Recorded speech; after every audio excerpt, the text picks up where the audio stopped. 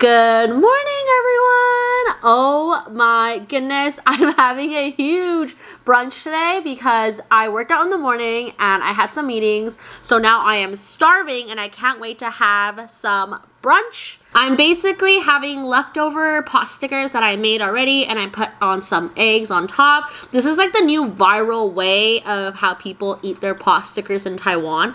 Honestly, it's such a genius idea because you're basically having pot stickers slash the egg is fluffy slash a little bit crispy, so it's kind of like you're having dumping at the same time, but have some green onion in there, chili oils on top, and I can't wait to enjoy this. First bite.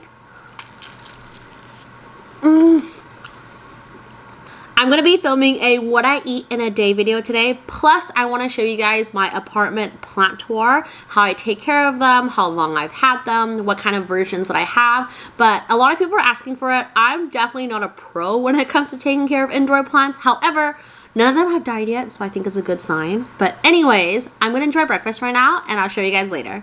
Okay, so this is the first tip that I have when it comes to apartment plants, and I don't think a lot of people talk about this, but using rice water is honestly amazing for your plants. So you guys see this white water here? This is really good for the plants. I don't really know the scientific reasoning behind it, but I just know my plants love it, and I've been doing it for 2 years now, and they love it so much. I'll keep repeating the process until the rice water is no longer white. This is my favorite plant in the apartment, and it is called Birds of Paradise. I've had it for 1.5 years now. It is thriving. It is huge now. So this is my newest plant, and it's called Fiddle Leaf Fig Tree. I got it 1 week ago, so it's still settling in. It's beautiful. I have a smaller version of this, which I'll show you guys later.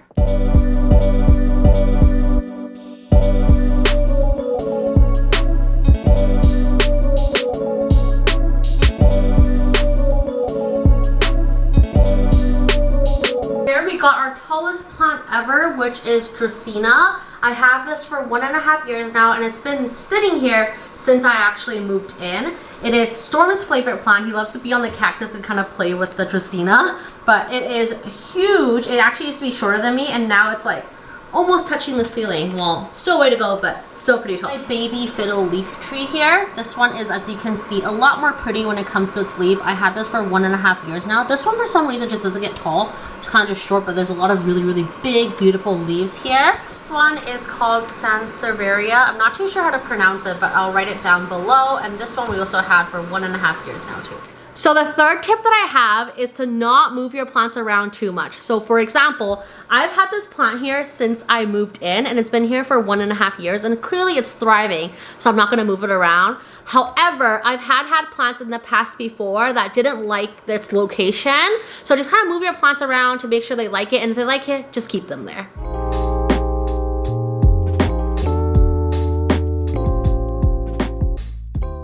So over here in my office, we got all of my lucky plants. My Ming Aurelia, which is honestly so cute. I've had it for 1.5 years now. Over here, I have my huge money tree, which I got 1.5 weeks ago, and it already has a 7-leafer, which is amazing. Over here, I got my cute little jade, which I love. And over here, I have a Dracaena, which has triple in size. I think this light being here has really helped because when I'm working here at night, it also gives it some light, but this room also gets a lot of sunlight too. So the third tip that I have, which I don't do that often, is I give my plants a shower once every 1 to 2 months. So I'll bring it to the bathroom, rinse the whole thing down, and leave it there overnight. And this will help keep your plants super refreshed. And in between that, whenever I'm waiting between showers, I'll also get like a damp paper towel, and I'll actually like wipe the leaves down, and that way it'll keep it all clean, wipe off any of the dust bunnies or anything like that.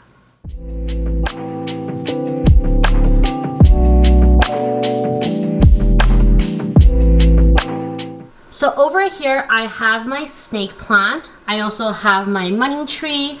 And then I also have this cute planter here that my mom got me with a bunch of different little plants that we have. So the fourth tip that I have is to make sure that your plants get enough sunlight. So it depends on the plants, but most plants love sunlight. So for example, this snake plant here was in our bedroom and it got no sunlight at all because we always have our shade down. It was honestly struggling.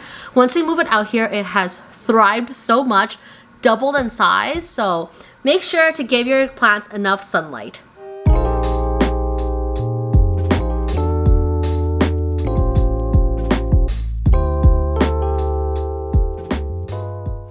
So these are all my kitchen plants, and honestly these names are kind of hard to pronounce, so I'm just gonna link them as I kind of show you guys individually which ones they are. But my favorite is for sure this one right here, which is the Chinese money tree, and it has thrived. I've had it for 2 years now. I'm not gonna lie, these kitchen plants are probably the hardest plants for me to keep alive, and I've definitely had struggled with them.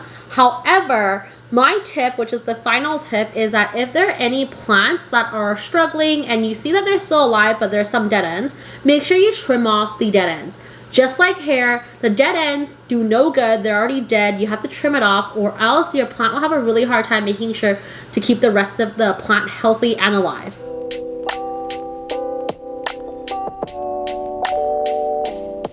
All the plants that you guys see in today's video are from Davie Flower Shop in downtown Vancouver. They have really affordable and really good flowers, so I highly recommend checking them out. Anyways, I'm gonna go have a quick light lunch now, but let me know in the comments down below if you follow any of these tips and if you tried them out, and if you have any tips that you want to share too that can help people that are new when it comes to indoor plants.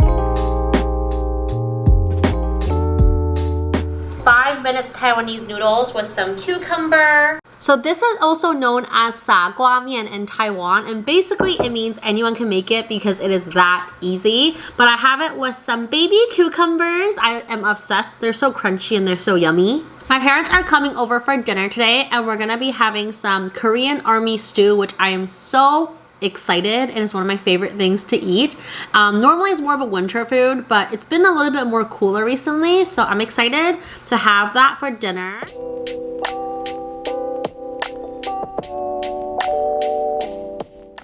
Ta-da! It is so pretty. So I went grocery shopping and I stopped by our local flower shop, and they just got a bunch of new dry flowers that came in. So I thought I would make another one. So I already made one last year. So this is the one that I made last year. It's really simple, but I had this for a whole year and it's still in like perfect condition. So I thought I would make another one. So this one has more lavenders and more colors, but these are so pretty. I am ready for the fall.